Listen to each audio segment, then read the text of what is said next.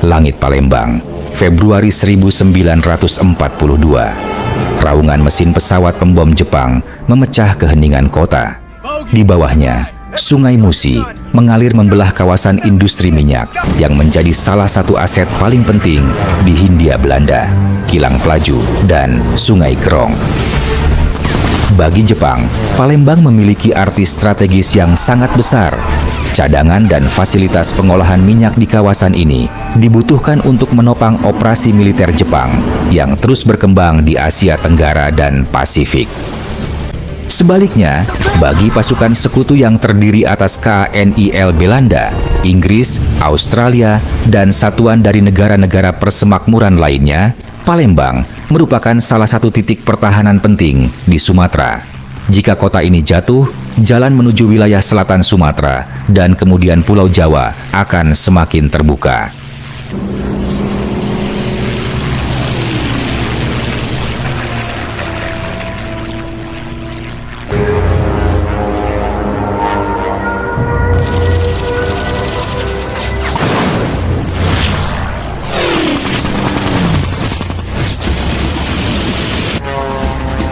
Pagi 14 Februari 1942, langit Palembang berubah menjadi medan pertempuran.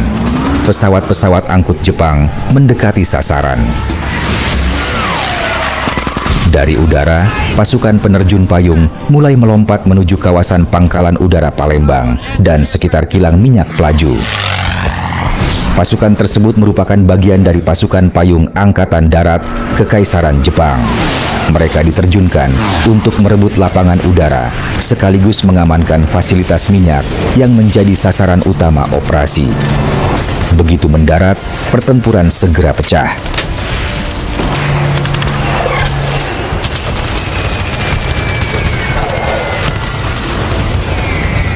Pasukan sekutu berusaha memberikan perlawanan dengan senapan mesin, senjata ringan, dan tembakan anti pesawat. Namun, serangan mendadak dari udara membuat pertahanan mereka berada dalam tekanan besar.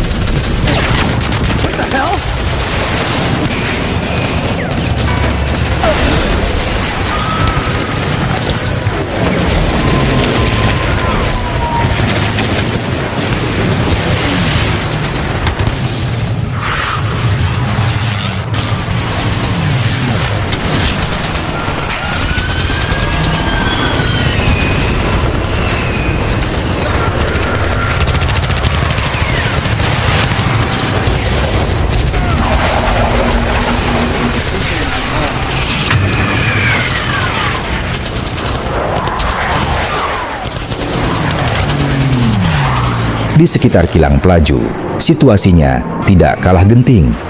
Pasukan KNIL bersama para pekerja perusahaan minyak menjalankan rencana penghancuran fasilitas atau scorched earth, tangki-tangki penyimpanan, instalasi pengolahan, serta berbagai fasilitas penting dihancurkan agar tidak dapat dimanfaatkan oleh pasukan Jepang.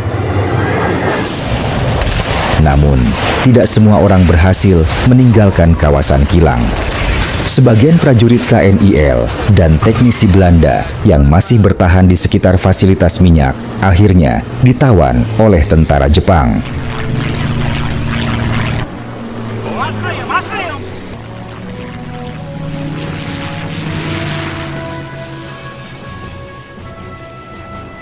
Lightning, bomb. Asap hitam mulai membubung dari beberapa bagian kawasan kilang. Ledakan terdengar di tengah kepulan asap dan kobaran api. Namun, penghancuran tidak berjalan sesuai rencana. Pasukan Jepang bergerak cepat menuju fasilitas-fasilitas penting. Sebagian instalasi berhasil diamankan sebelum dapat dihancurkan sepenuhnya. Dengan demikian, Jepang tidak hanya berhasil merebut wilayah Palembang, tetapi juga memperoleh sebagian besar fasilitas minyak dalam kondisi yang masih dapat dipulihkan. Di dalam kompleks Pelaju, suasana berubah menjadi kacau. Sirene meraung di tengah suara tembakan dan ledakan. Prajurit KNIL serta teknisi minyak bergerak di antara jaringan pipa, tangki penyimpanan, dan bangunan pengolahan untuk melaksanakan perintah penghancuran. Kabel-kabel peledak dipasang menuju sejumlah fasilitas penting. Katup dan saluran minyak dibuka untuk mengurangi persediaan yang dapat digunakan musuh. Namun, kedatangan pasukan Jepang yang semakin dekat membuat pelaksanaan rencana tersebut semakin sulit. Komunikasi antar unit terganggu. Sebagian jalur telepon terputus akibat pertempuran dan serangan udara. Perintah yang terlambat dan situasi yang semakin kacau membuat tidak semua fasilitas berhasil dihancurkan. Sementara itu, pasukan payung Jepang terus bergerak memasuki kawasan kilang. Tembakan terdengar di antara bangunan dan instalasi industri.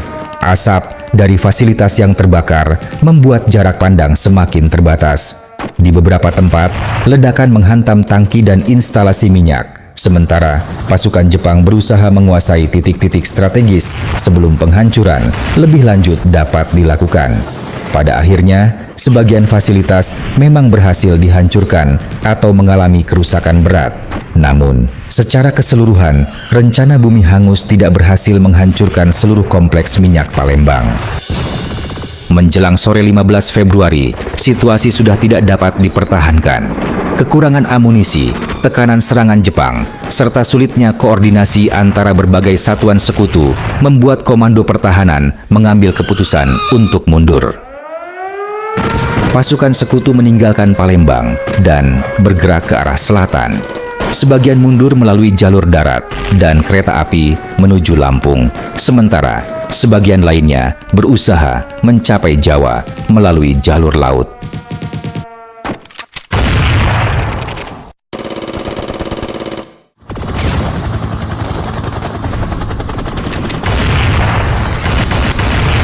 Puncak kemenangan Jepang dalam pertempuran Palembang ditandai dengan pengibaran bendera Jepang di salah satu bagian tertinggi kilang minyak Pelaju. Tampak para prajurit memberikan penghormatan kepada bendera tersebut, menandai jatuhnya fasilitas minyak strategis ini ke tangan Jepang.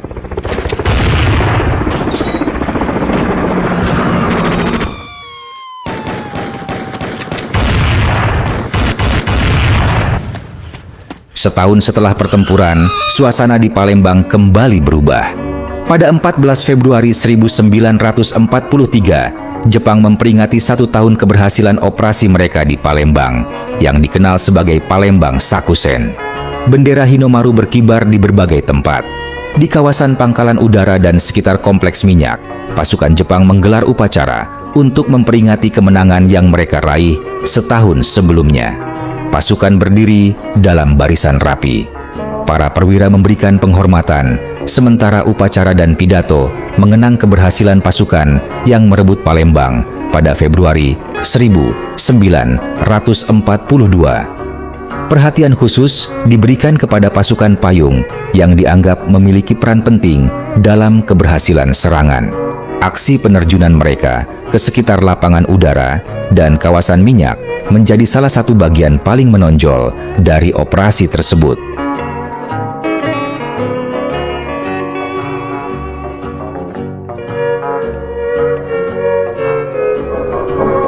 Setelah upacara, kegiatan dilanjutkan dengan parade militer.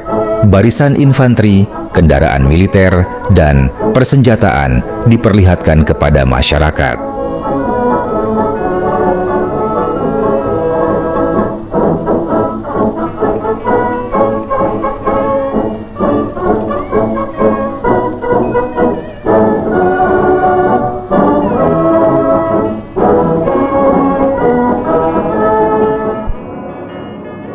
Di langit, pesawat-pesawat Jepang melintas dalam formasi di atas kota dan Sungai Musi.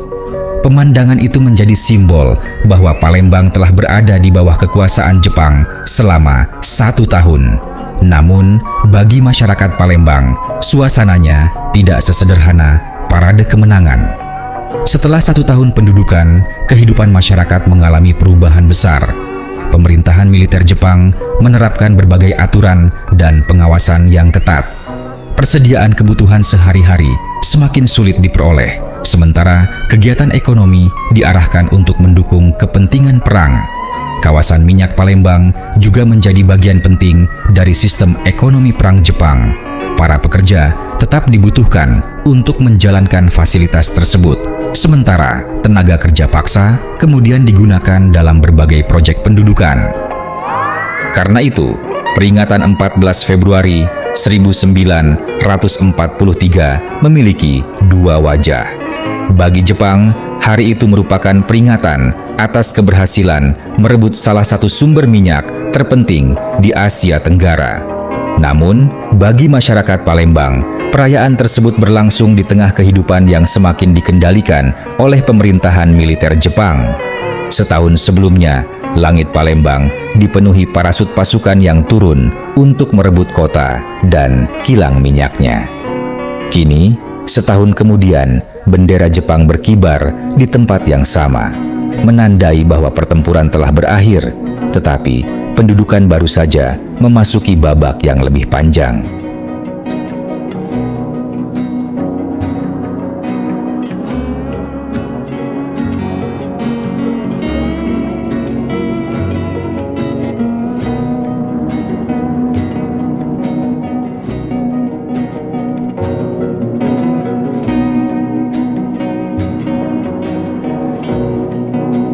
Perayaan untuk memperingati 1 tahun keberhasilan operasi mereka di Palembang yang dikenal sebagai Palembang Sakusen ditutup dengan penampilan sebuah ansambel musik yang dimainkan oleh para pemusik Jepang.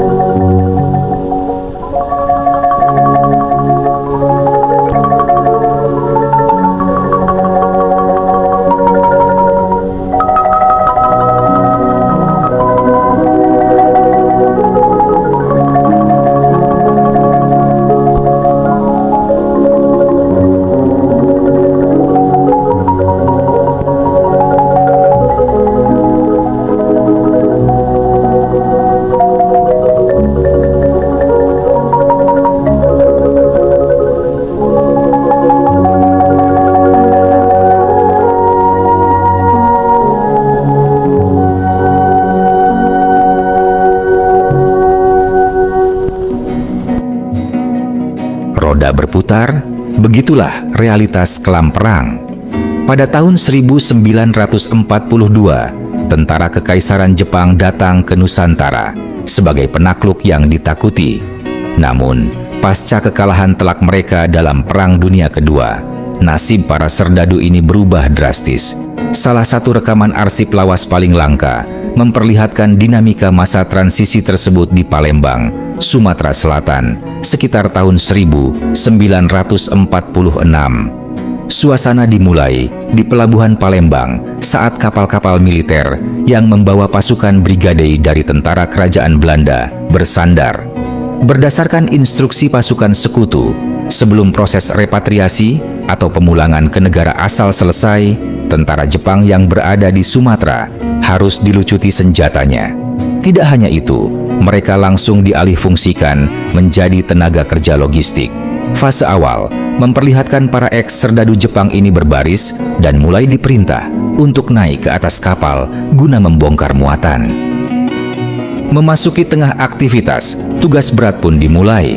Tanpa seragam kebesaran militer yang utuh, para eks-serdadu Jepang ini dipaksa menjadi kuli angkut bagi tentara Belanda. Dengan mengandalkan kekuatan fisik, mereka membongkar dan memindahkan berbagai perbekalan militer, kotak amunisi berat, hingga perlengkapan perang dari dek kapal menuju area penampungan di darat.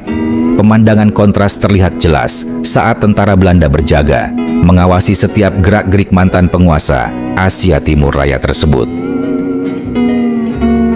Dokumentasi sejarah dari National Archive ini menjadi bukti nyata bahwa di balik meja perundingan politik ada realitas lapangan yang penuh ironi. Pihak yang awalnya datang sebagai penjajah baru harus menyudahi riwayat mereka di tanah Sumatera sebagai pekerja kasar bagi penguasa lama yang mencoba untuk kembali.